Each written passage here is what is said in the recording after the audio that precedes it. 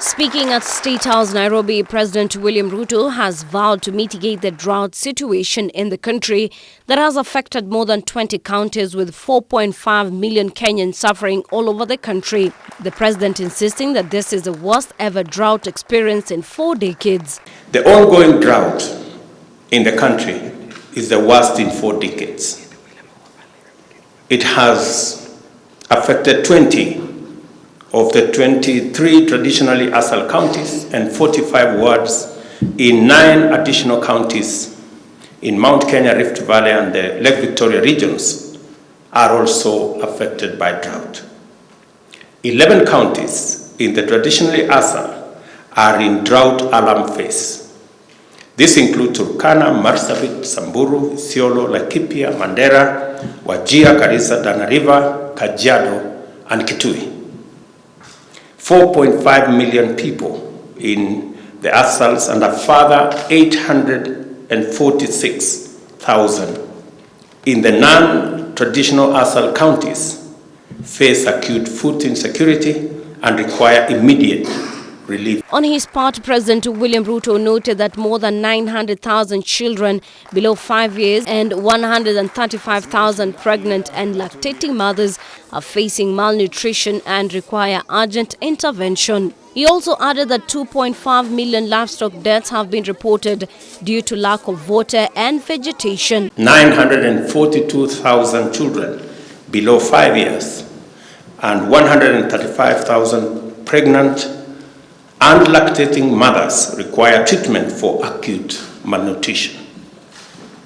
Affected counties are facing acute water shortages, which has severely affected access for domestic and livestock use.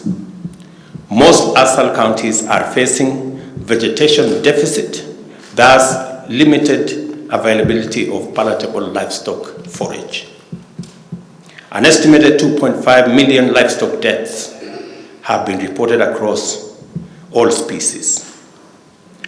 The national government, as a result, set up a drought emergency team led by my deputy, and they have been in consultation with all the stakeholders from within and without, and I want to thank our development partners and many countries and individuals and organizations that have come through to help us manage. Ruto has, however, promised that no child will drop out of school, nor will education be affected due to the biting drought. I also want to say that we are making available corned beef for most of our school-going children in Asal and arid and semi-arid areas, again to ensure that school attendance is not affected by this. Leaders from northeastern region have weighed in on the matter, saying that the situation is indeed very dire, pleading with the government to do more so as to end the situation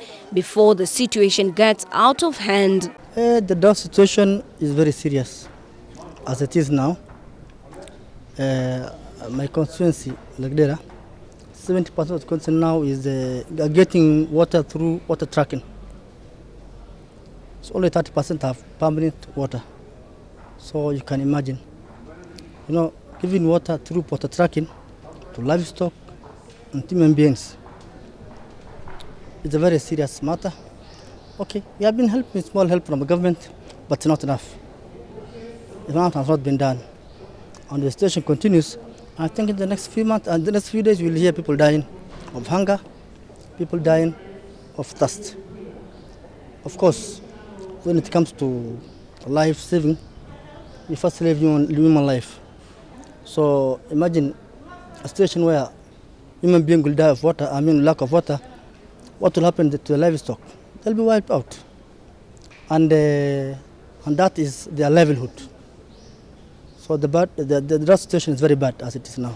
Ruto has, however, noted that distribution of food is ongoing in the affected counties, adding that the government will allocate 200 million Kenya shillings to Kenya Wildlife Service to support wild animals dying in huge numbers in parks and game reserves because of water. We have agreed that additionally to the 3.2 billion shillings government already made available, we are making again this morning an additional 2 billion shillings to support this food distribution mechanism.